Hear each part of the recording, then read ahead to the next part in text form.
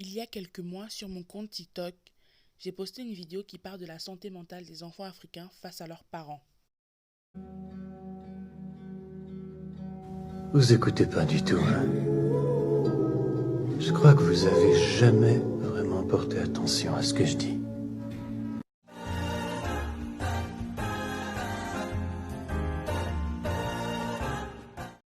Avant toute chose, je voudrais qu'on se mette d'accord sur le fait que cette vidéo s'adresse exclusivement à la communauté africaine. Je sais pertinemment que cette problématique n'est pas exclusive à celle-ci, mais actuellement, ce n'est pas le sujet.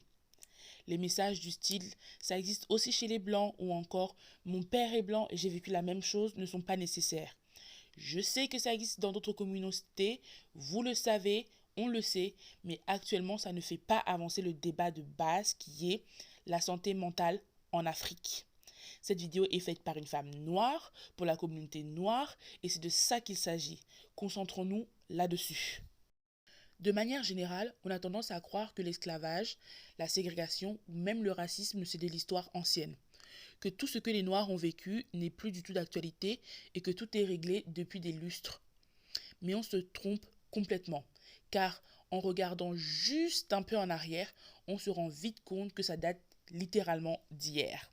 Premier degré. Dites-vous bien que les plus de 50 ans ont réellement vécu ce que l'on raconte dans les livres d'histoire. Rosa Parks, 1955. Le mouvement Black Panthers, 1966. Le mouvement Nappy Hair, les années 2000 carrément. Donc il y a moins de 70 ans, les Noirs n'avaient encore aucun droit. En discutant avec quelques femmes de ma famille, je me suis rendu compte qu'elles avaient toutes eu une vie très difficile et parfois même cruelle, et que le seul moyen pour elles de s'en sortir était de faire taire leurs émotions. Elles ont dû faire face à des situations tellement éprouvantes que la plupart ont tout simplement choisi de brider leurs sentiments pour pouvoir avancer. Leur priorité était de trouver un travail, n'importe lequel, le garder, payer les factures et nourrir leurs enfants. Cette génération se concentrait sur la survie, car oui, la génération passée ne vivait pas, elle ne faisait que survivre. Donc tout ce qui est des maladies mentales comme l'anxiété sociale, la dépression ou même le SPT, état de stress post-traumatique, ce qu'elles vivaient sûrement, sont des choses qu'elles ne connaissaient pas, qu'elles ne connaissent pas et qui ne font même pas partie de leur vocabulaire.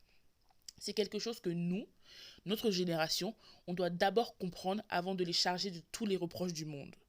Notre génération doit faire preuve de bienveillance envers les générations passées par rapport à ce qu'elles ont vécu, car cela n'a pas été facile. Maintenant que nous avons compris ce que la génération passée a vécu, cela ne veut pas dire que ce que nous vivons actuellement est facile. Aujourd'hui, nous, la nouvelle génération, nous devons faire face à leurs traumatismes et les nôtres. Le choix de nos études ou du métier que nous voulons faire est un exemple simple de ces traumatismes combinés.